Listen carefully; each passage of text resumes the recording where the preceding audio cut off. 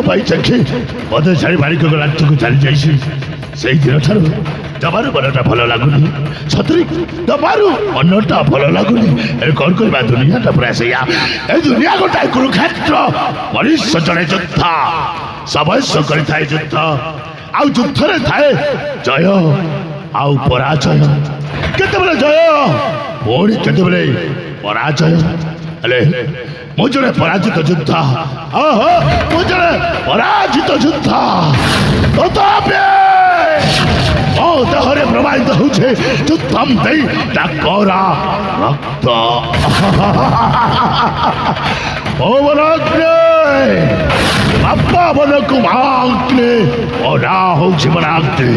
এই ছাত্রটা আর এই চাপড় চলি করে তা সামাংশটা চলি পড়ি ওয়াও জয় জয়।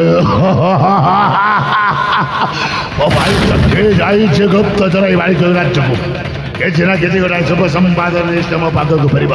ମୋ ଭାଇ ଆସିବା ବାଟକୁ ମୁଁ ଏଇଠି ଅପେକ୍ଷା କରିଲେ କିଛି କ'ଣ ପାଏ। ତୁ ଭଲରେ ଭଲରେ ଫେରି ଆସିଛୁ। କି ସମ୍ବାଦ ନେଇ ଆସିଛୁ ମାଣିକ ରାଜ୍ୟର? ମୁଁ ଯେତେବେଳେ ମାଣିକ ଗଡ଼କୁ ଯାତ୍ରା କଲି ତାପରେ କ'ଣ ହେଇଛି?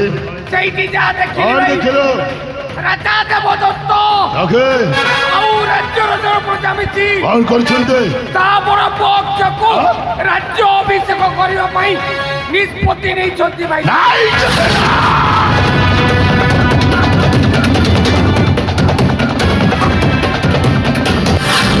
କ'ଣ କହୁଛି ଦେଖେ? ରାଜା ଆଉ ରାଜ୍ୟର ଜନପ୍ରଜା ମିଶି ଅକ୍ଷକୁ ରାଜା କରିବା ପାଇଁ ନିଷ୍ପତ୍ତି ନେଇ ସାରିଛନ୍ତି। ଦେଖେ ଏ ସମ୍ବାଦ ମୋ ପାଇଁ ଅଶୁଭ ସମ୍ବାଦ। ଶୁଭ ସମ୍ବାଦ ବି ଅଛି ଭାଇ। ଶୀଘ୍ର ପ୍ରକାଶ କରି ଦେଖେ। ଶୁଭ ସମ୍ବାଦ ହଉଛି ଆସନ୍ତାକାଲି ରାଜା ଦେବଦତ୍ତର ବେନି ପୁଅ କ'ଣ କରୁଛନ୍ତି? ଅକ୍ଷ ଓ ଅଭୟ ଦିଗ୍ବିଜୟ ଯାତ୍ରା କରିବେ ଭାଇ। ଓ ସତ କହୁଛୁ? ହଁ ଭାଇ। ଓ ଦେଖେ ଏ ସମ୍ବାଦ ମୋ ପାଇଁ ଶୁଭ ସମ୍ବାଦ। ଆସନ୍ତାକାଲି ସେ ବେନି ଭାଇ ଦିଗ୍ବିଜୟ ଯାତ୍ରା କରିବେ। ଆମେ ବେନି ଭାଇ ମଧ୍ୟ ଦିଗ୍ବିଜୟ ଯାତ୍ରା କରିବା। ଦିଗ୍ବିଜୟ ଯାତ୍ରା କରି ସେ ବେନି ଭାଇକୁ ଖଲାସ କରିଦେଇ ରାଜା ଦେବଦତ୍ତ ଆଗରେ ବେନି ପୁଅର ମୃତ୍ୟୁ ଖବରଟା ଜଣାଇ ଦେବା। ପୁଅର ମୃତ୍ୟୁ ଖବର ଶୁଣିଲା ପରେ ରାଜା ଦେବଦତ୍ତ ଆଉ ମହାରାଣୀ ପ୍ରମୋଦିନୀ ନିଶ୍ଚୟ ଭାଙ୍ଗି ପଡ଼ିବେ। ତାପରେ ଦେଖେ ଆମକୁ ଯେମିତି ରାଜସଭା ମଧ୍ୟରୁ ବାର ରାଜ୍ୟରୁ ବିତାଡ଼ିତ କରି ତାଣ୍ଡର ଭିକାରୀ ସଞ୍ଜେଇଛେ ସେମିତି ସରାଜାକୁ ରାଜ୍ୟରୁ ତୋଳି ଦେଇ ତାଣ୍ଡର ଭିକାରୀ ସଞ୍ଜେଇ ଦେବା। ଦିଗ୍ବିଜୟ ଯାତ୍ରା କରିବାକୁ ହେଲେ ଅସ୍ତ୍ରଶସ୍ତ୍ର ଭଳି ଆମ ପାଖରେ କିଛି ନାହିଁ।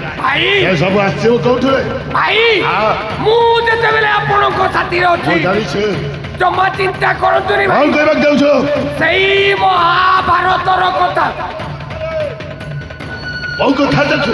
ସେଇ ମହାଭାରତରେ ପଞ୍ଚୁ ପାଣ୍ଡବ କ'ଣ କରିଥିଲେ? ଗୁପ୍ତ ବନବାସ ଯାଇଥିଲେ। ଦେଖେ ଗୁପ୍ତ ବନବାସ କରା ସମୟରେ ସେମାନେ ଅସ୍ତ୍ରଶସ୍ତ୍ର ସବୁ ଗୋପନରେ ରଖିଥିଲେ ଭାଇ। ଠିକ ସେମିତି ରାଜା ଦେବଦତ୍ତ ଯେତେବେଳେ ଆମକୁ ରାଜ୍ୟରୁ ତଡ଼ିଦେଲେ ସେଇ ସମୟରେ କ'ଣ ହେଇଛି? ମୁଁ ଅସ୍ତ୍ରଶସ୍ତ୍ର ସବୁ ଗୋପନରେ ରଖି। ତୁ ସତ କହୁଛୁ? ଆରେ ଦେଖେ ରାଜା ଦେବଦତ୍ତ ଯେତେବେଳେ ଆମ ବେନି ଭାଇଟାକୁ ରାଜ୍ୟରୁ ତଡ଼ି ଦେଇଥିଲା ସେଇ ସମୟରେ ଆମ ଦୁଇ ଜଣଙ୍କ ପାଇଁ ଗୋଟାଏ ବିପଦର ସମୟ ଥିଲା। ସେ ବିପଦ ସମୟରେ ଅସ୍ତ୍ରଶସ୍ତ୍ରରେ ଗୋପ ରଖିଲୁ କେମିତି? ମୋ ନା ଚାଖି ପରଖି ସବୁ କଥା ଜାଣେ ଭାଇ। ହେଲେ ଭାଇ କାହାର?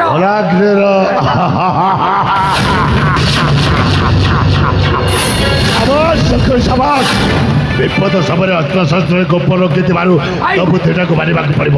ହେଲେ ଦେଖେ ଆଉ ଜମା ସମୟ ନଷ୍ଟ କରିବାନି। ଯଥା ଶୀଘ୍ର ଅସ୍ତ୍ରଶସ୍ତ୍ର ଯୋଗାଡ଼ କରି ଦିଗ୍ବିଜୟ ଯାତ୍ରା ଆରମ୍ଭ କରିବା।